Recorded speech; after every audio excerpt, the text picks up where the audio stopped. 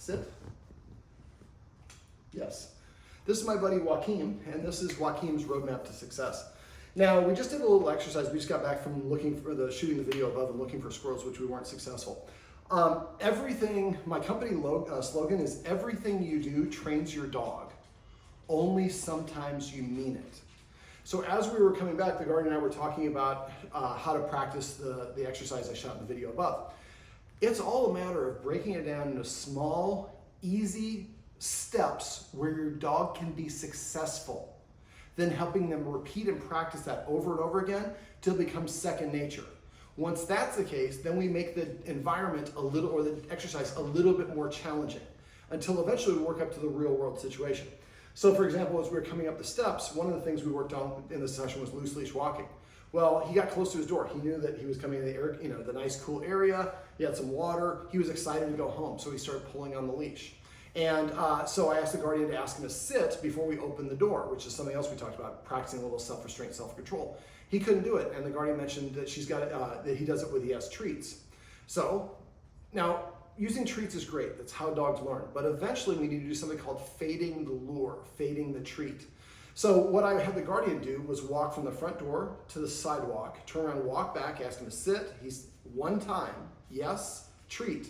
And we had to lure him a couple times. He wasn't sitting because he's not used to doing that. So then I had to walk back the street and do it again. And it got a little bit easier as we were doing this because we're not going in. We're stuck on this level, practicing this over and over again. Now, when you're doing that, to fade the lure for that exercise, what you would do is maybe the next 3 or 4 times that you come home, you're gonna do the same thing. Grab 5 treats, practice walking. You walk up to the door, say sit. If he doesn't sit, only say it once, then lure. Touch the treat to his lips, keep it against 1 inch from his lips, and lure up. If you go here and he doesn't track, go back to us. So eventually lure him up, and then when he sits, say yes, and when his butt hits the ground, say yes, and put the release treat in his hand. Now, a couple times when we were doing this, we were luring him, and he jumped up. Or when we tried to go over his head, he jumped up. So if that's the case, then I bend my arm away with the treat, and then he was sitting down. And as soon as he sits down, yes. So we're marking, sitting down the door is what we want, and it's gonna get you a reward. Now, after you practice that 4 or 5 times, 3 or 4 different occasions, now he's got into a rhythm of doing it. So then the 4th time or the 5th time that you come home, do that 3 or 4 times the treats, but the 4th time, walk up the door and say sit. Make your hand look the same way. You were kind of holding your hand like this, which is not how you're holding. Hold it like this. So you're doing 3 times. The 4th time, come back and say sit with an empty hand. Make it look like it, but there's no treat in your hand. He sits, yes. Then you grab your treat out of your treat pouch or from your other hand. This is beginning to fade the lure, saying that you don't have to have the treat in front of your mouth. Do the activity and I'll produce the treat. You don't have to see it. And eventually, with enough practice, you should be able to come up and he should just automatically sit down or have you verbally say sit and he sits down. Then you can take off his collar and then he gets up, tell him to sit again. When he sits again, give him another, say yes and give him another treat or a pet, then open the door and let him come inside. So this is not the main thing that I wanted the guardian to go over, but it's a good illustration of positive dog training in the format that we use. We create a scenario where it's not too difficult for the dog to practice. Teach them what we want them to do in that really easy scenario, then gradually start making it more difficult. It's not as fast as some of the stuff you see on TV, the aversive training methods. We don't like using those because they usually create other problems that are far worse. And it's a suppressive technique or positive reinforcement motivates your dog to want to do the thing that you want to do. So specifically for the video above, we went over basically a version of the engage-disengage game. And if you want me to share a link that just shows the engage-disengage as a training video, let me know. I'm happy to share that with you. Basically what we want to do is, if we're out on a walk and a squirrel just appears, he's just going to lunge. We're not set up for it. We're caught off guard. So our timing's bad. Just like any other job that you're going to do, you don't do it under really stressful situations without being prepared if it's an important thing to do. So if you're on the walk, that's why I went over the find it on the ground and walking around. So if you see some squirrels on this side of the street, cross the side of the street and walk. And if he's starting to look at them, do the find its and move the find its to have him walk along. So he's practicing not barking at those squirrels. So if he is barking or lunging, he is hysterical. He's not listening to anything. He's not going to learn anything. That means that we just need to get him away. Sometimes you have to walk around a car or a shrub so he can't see the squirrel, or just keep walking away until he calms himself down. When we want to practice this, that's when we go to a park. We've set him up for success because we exercise him first. We have really good training treats. We go to a park at the time of day where there's not going to be a lot of people there. We find a park that has good shade cover. There's a lot of squirrels. We know where the squirrels congregate because we've gone there and researched it. This is called a setup. So we're creating an environment that's not the same thing as living room. We already did that teaching the find the cookie in the corner exercise here. But we're going to find an environment where we can control the. So if the squirrel is running around with another squirrel, then we maybe walk 30 paces away so we can see those squirrels running around, and he looks at them, yes, and giving him that treat, but he's not reacting. And then let's say that one of the squirrels goes to take a nap, the other one's just kind of hanging out by the foot of the tree. You might be able to come and get within 12 feet or 15 feet or whatever. There's no magic number. The number is, can he be there without reacting? The premise of this whole activity is to change his emotional response. So we're doing that by creating a scenario where we set him up for success by exercising him, picking an environment, and practicing the steps we want first. And then we get to control that and work for 5, 10, 15 minutes at that park and try to practice facing the tree this way, facing the tree this way, facing the tree this way, or the squirrel. We need to have a lot of variety. And if you find a squirrel that's just kind of chilling, you're going to be able to get closer and without him reacting. Now, don't get greedy. A lot of people keep on getting closer till the dog reacts. Your goal for this is to go to the park, have him see and look at squirrels for like 5, 10, 15 minutes or whatever it is without reacting one time. He probably doesn't have any experience seeing a squirrel without reacting to it, right? Right. So we have to teach him what we want him to do. One of the questions I ask my clients, I didn't ask this client, but how do you want your dog to behave in that scenario? And they're like, well, I want him to not do the naughty thing. But to the dog, it's not naughty to chase a squirrel or whatever it is. We have to teach our children how to behave at a restaurant, how to say please and thank you, and that's parenting. With dogs, we call it husbandry. And so for dogs, we have to teach him how we want him to behave. And after you practice it enough, just like brushing your teeth, after a while you just feel scummy if you don't brush your teeth because of the way your brain is set up. So for him, we want to as much as possible avoid having him practice lunging at squirrels, while maybe 2-3 times a week we go to a park and spend 15 minutes practicing. When you spend 15 minutes practicing, I would spend like 5 minutes practicing max, maybe 2 to 5 minutes. Then go away, so you're away from the squirrels, rub his belly, let him be in the shade somewhere, let him drink some water, let him recover. Then go back and practice for another 5 minutes. If you go to a place like Clover, you can go to different parts of the park where there's squirrels. So we want him to practice, then catch my breath, that was pretty intense. Then we go and practice again, and I'm doing the way that my guardian wants. I look at the squirrels, and if I'm not reacting, she says yes. And then she's over here, so I turn to get that treat. If he's looking at the squirrel and you can't get him to turn, you're probably too close. Move a couple feet further away. And again, that's why the loading exercise we went over earlier, which we'll talk about in a sec, really helps. So here's yes means if I turn and look at you, I'm getting a treat. And the squirrel is far enough away where I don't perceive that I'm not going to be able to get it right away. Because the intensity level is lower, I can disengage from it, look at you, get a treat, then I'm going to go look right back at that squirrel. I'm looking at it, and we're rewarding the dog for the behavior that we want. And gradually, you should be able to get closer and closer to the squirrel. Now, again, it's going to depend on the squirrels that you're dealing with and how active they are, and his prey drive. So, I mean, I think in this situation, the guardian, it's a nuisance. The loose leash walking is more of a day-to-day sort of thing, I think. But this is something where if you can, try to practice this 2 or 3 times a week, 15 minutes of practice. But if we don't practice, we can't really expect him to change his response because we're the same way for whatever we do. And we have to have something happen to us that forces us to change because the road is closed, now I drive a different path to work or whatever the case may be.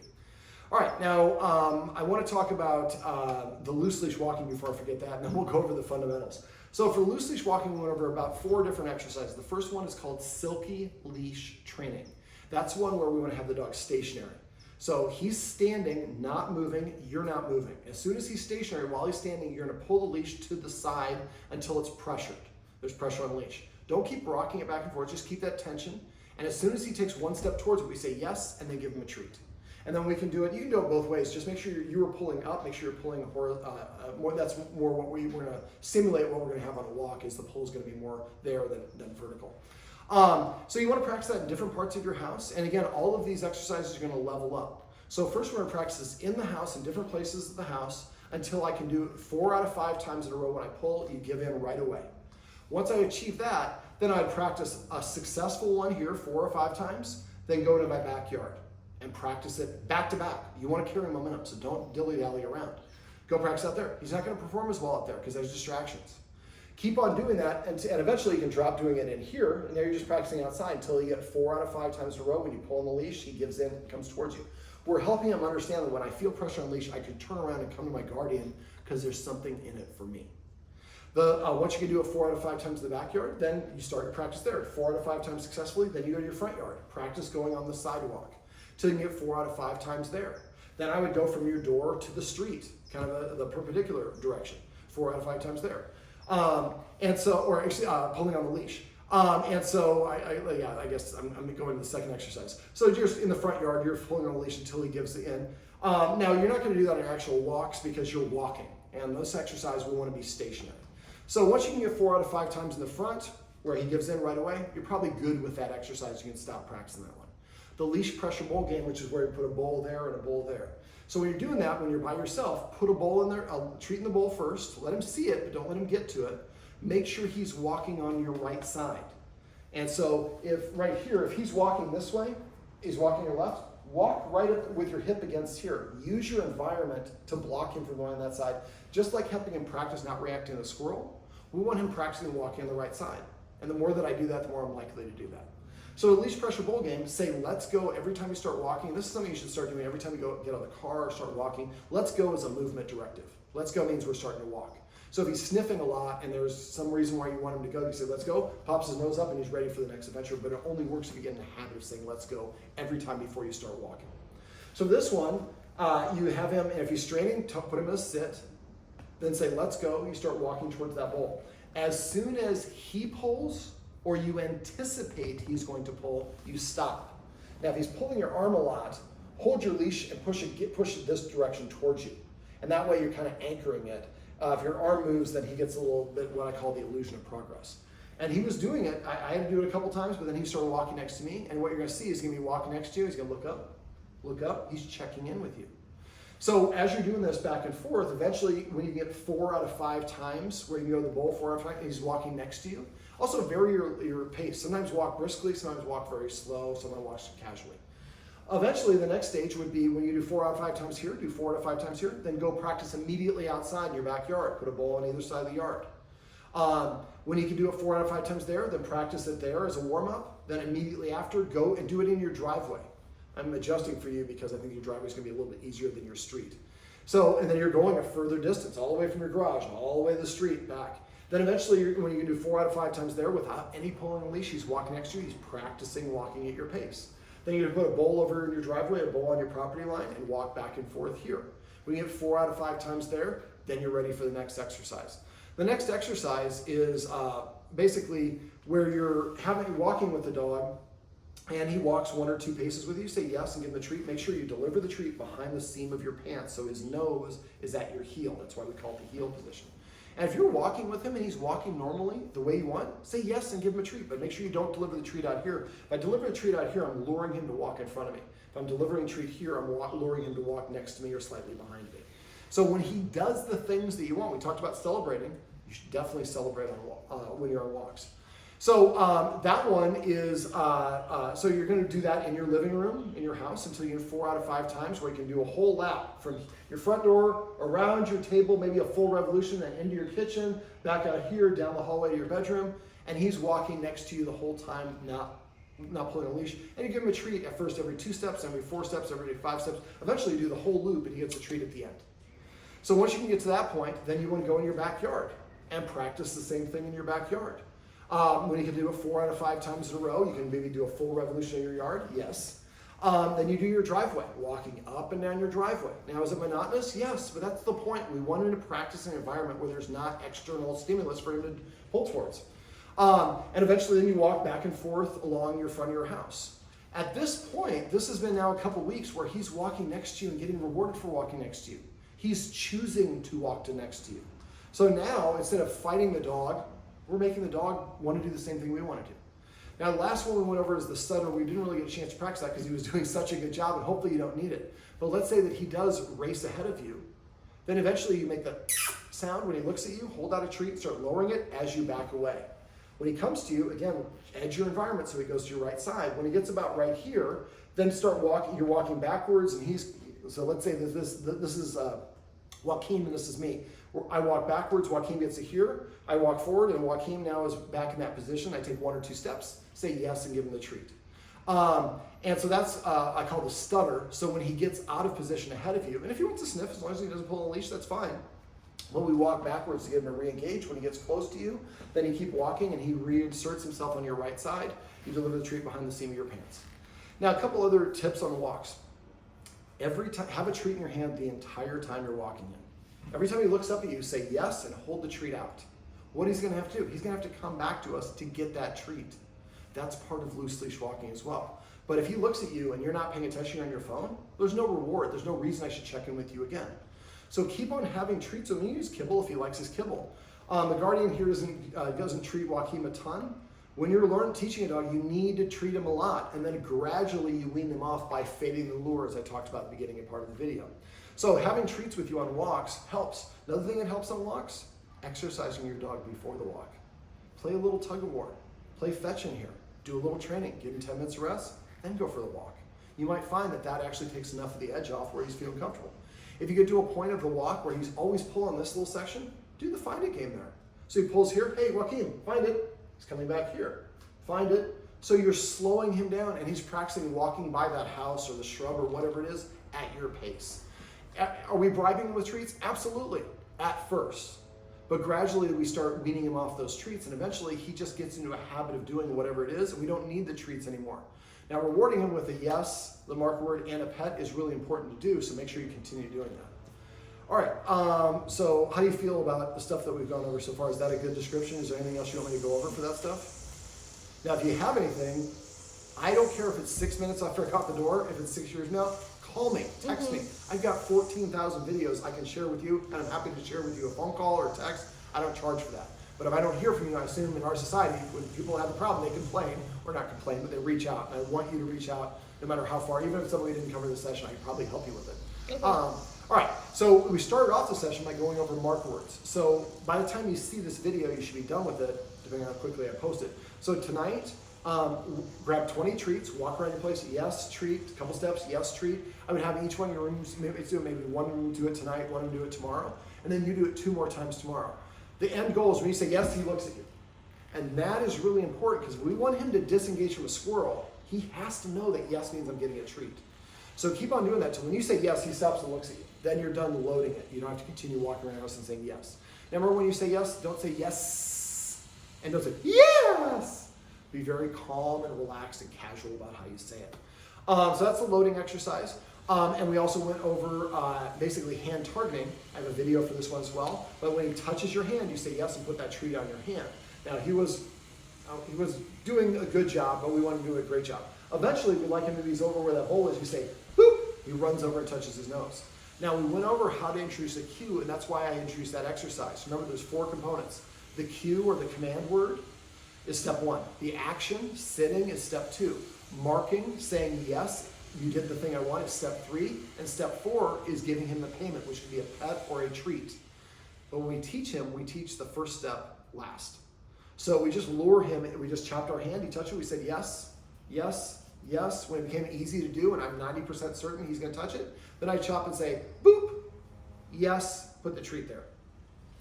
That's how you introduce a cue. So if you find yourself asking, like at the door, asking to sit multiple times, that is your indication we need to go back and practice that skill set, just like I talked about loose leash walking. Practice it in the living room, then practice it at your front door. And you can walk down your steps, practice it, come back up, walk back out, or go outside to the curb like we did multiple times. But practice it until eventually when you say sit, he sits, then you say yes, and then you reach and grab and give him a treat without having to lure him into a sit. All right, so let me see. I also would like you to make a list of the official command cues. Remember, we have a tendency to say a lot of words. Come here, over here girl, here boy, dog's name, dog nickname. That's a lot of extra words for him to say. When you say the marker word, that's like saying good boy. So try not to say good boy. Just when he does what you want, say yes, and then don't say any other words for 5 seconds. Let him latch onto that yes and no with no ambiguity. That's what they wanted. So every time, and then that's when we got into talking about celebrating. So celebrating is every time that he does something that we want, where he chooses to do it on his own, we say yes and give him a treat. So like I said, on the walk, if he looks at you, that's called a check-in. looks at you, yes, and hold a treat out. He comes back to you. You're ready to pay him. You're communicating the behavior you want from him. Instead of pulling a leash, coming back to me gets a treat. So every time he comes to you at home, say yes and pet him. Every time he lays down, say yes. Every time he drinks his water, rolls on his side, brings you a toy, say yes and pet him. And celebrate for each other. So if your roommate is here watching TV and he comes and sits down next to you, you say celebrate. She says yes and pets him. So the more that you get in habit, it seems really simple, and it is. But it becomes the most powerful thing you do if you get in the habit of doing it. So celebrate the things that you want and ignore the things you want whenever possible. We also talked about manners. Manners is basically if he is nudging you or pawing you or barking at you, he's saying, give me those chicken nuggets. He's demanding. Now, asking for pets are fine, but there's a polite way of doing that. So next time he nudges you or paws you, tell him to sit one time. If he sits, say yes and pet him on his chest. If he doesn't sit, just retract and go back to doing whatever it was you were doing. So eventually, remember, half of how dogs learn is not being rewarded when I make a mistake or don't do the thing that's wanted. So if he doesn't do it, that's fine. You go on to doing whatever you want to do. That motivates him next time you want to sit. And eventually he'll come start sitting in front of you to prepay for the attention when he does. Make sure you say your mark word and reward him for that, because that's what we're trying to get to. So let me see. We also talked about, we talked about exercise. And creative forms of exercise like feeding out of a snuffle mat. If you get a snuffle mat, the one that I like is the one called Runda. It looks a little different than the video I showed you, R-U-N-D-A. You can kind of waterfall his food into it from the top, and it kind of goes down between these blades. It makes it harder for him to get. Remember, that's like a short walk. So you feed him out of a snuffle mat twice a day, or before you're going over to your brother's house to meet the kids, you set him up for success. We also talked about the Omega Paw Tricky Trade Ball. Omega Paw Tricky Treat Bowl, I think is what it's called, ball. And it's an orange ball. There's a small, medium, large. I'd probably get the large one for him. And again, fill it up with his kibble and roll it for him a couple times and every time he looks up, say yes. After a while, he'll nudge that thing around like he's a little soccer player. That's also something you can do at your brother's house to keep him occupied. We can also play tug of war. We can play fetch. And something else for your brother's house, get a lick mat. I would go bring him over to your brother's house now, before the baby comes, with a lick mat. Exercise him first. Take him over there. Let him have the lick mat. They have kids now. No. So he gets practice licking that lick mat when the calm before the storm. So when the baby comes and you're asking him to lick the lick mat and everybody's giving the baby attention, he's happy to do so because he's already practiced doing that. Let me see. Training is also a great way to burn energy. So remember, do training in 2, 3, 4 minute maximum training sessions multiple times throughout the day. That's a great way to burn energy. And always when it comes to training, end on a success. If you push too long, he starts having failures. The last repetition is what he's going to remember the best. So we want the last memory to be a really good one. And so also continue to let him sniff on walks. I would mark and reward when he poops outside. So if you know he's about to get in that position, what is your word? Potty? Do you have a word for it? Outside. Outside. So I always laugh at the psychology of it. Outside could mean go for a walk. With the way you say it, you probably say, let's go outside to go for a walk, let's go to my brother's house, let's go potty. Mm-hmm. So it means multiple things. So I would come up with, I say the word business, whatever word you want. When he's about to get into his position, say potty, then he gets in his pooping position. When he completes it, say yes and give him a treat. He's already potty trained, yes, but he doesn't know what the cue for potty probably means. When you're at your sister's house and he's whimpering, it's nice to be able to say potty, and he goes, then you know that's a yes. You say potty and he looks at you, that's probably something else. So it's just a helpful thing to do, and that's why I go over when to add cues for that. Let me see. I'm trying to think if there's anything else. For the collar, have one of your roommates grab one of those tricky trainers. That's ones I was using, soft and chewy chicken liver. Smash it. He's nibbling on it. You put the collar on, clasp it, and they release the treat, and then give him a second one. Then take it off and go sit over there and do the same thing. Make that a game. So when you pull out that harness, he runs over. He's like, stick that sucker right here. I'm going to get a treat for that. So after a while, by practicing these things in an easy environment and working our way up to the real world situation, he wants to do the things that you want. You've taught him how to behave. He is motivated to do it because he's rewarded, and there's no ambiguity because you're saying the marker word. These fundamentals seem like kind of a superfluous thing. A lot of people disregard them, but they really come in, if you use them, they really amplify the other things we went over. So a couple of times a week, try to go to a Clover Park or a place where you can practice. And again, keep the practice short, 10 or 15 minutes. If you have problems, have one of your roommates or somebody go with you, videotape it if something's going wrong, and send it to me. I'm happy to look at it, and I can give you some tips. But I mean, all in all, he seems a pretty well-behaved dog. The guardian's done a really good job with him. I'm curious to see how well he does once we start changing his emotional response with looking at squirrels. But I've had a number of clients who can actually get to the point where a squirrel can't jump up on them, but can run by and the dog's like, you know, I get a treat for that, right? And that's what we're looking for. Joaquin.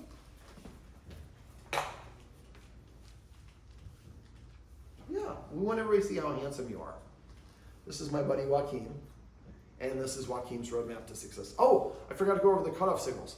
So remember, for him, he does not like being petted on top of his head. So that lick lip is also a sign of anxiety. He also doesn't like it on under his chin, so he's turning away. So cutoff signals, lowering the head, ears rotating back, turning the head, freezing, ducking the head, looking at you from the side, really stiff, only seeing the white in their eye, whale eye we call that. Refusing to come to you. Now, if you go to pet him and he rolls over and gives you his belly like this, he's probably being submissive. If you're petting him, can I get down here? And he kind of like gradually is like, oh yeah, why don't you get the undercarriage? That's different. So remember, the best place to pet him, he says that he likes it on his chest. When people are meeting them, hey, can I meet your dog? He's so cute. Yeah, we just like to hold our hand out to make sure that he wants to meet you. Sometimes he's picky. And if your gut tells you that it's not a good person to meet, nothing wrong. You know what? He's a rescue dog, or we're late for a meeting. Just walk on by. But if you do want to have him meet, and they'll hold their hand out. And if he touches their hand, then tell them he likes being petted on his chest, and try to avoid that petting on top. If you have questions on any of this stuff, please let me know. Like I said, that was Joaquin. That's Joaquin, and this is Joaquin's roadmap to success. Remember, everything you do trains your dog. Only sometimes you mean it.